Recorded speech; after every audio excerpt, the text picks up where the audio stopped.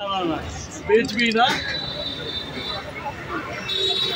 ये बता দুটো আম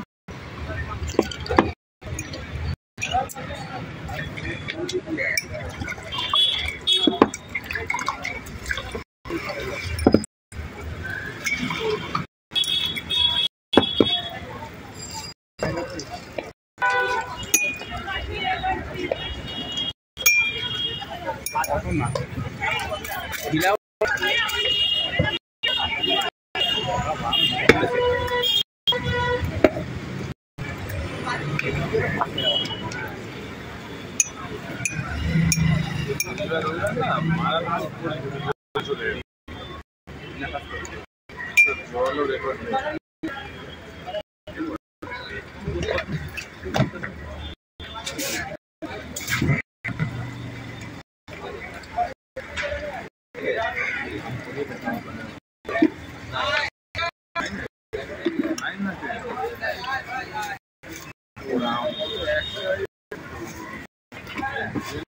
এই তো ব্যাংক হয়ে ইংলিশ সেটাই তো আপনি 99 বলছেন আমি দেখি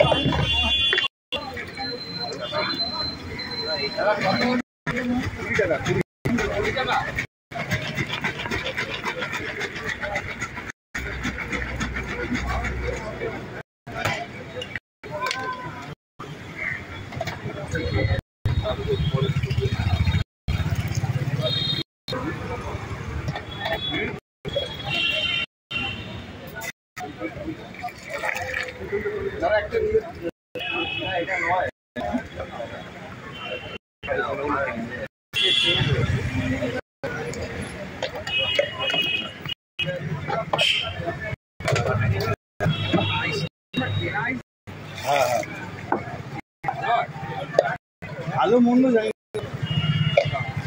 সব বলতে সব হয়ে যায়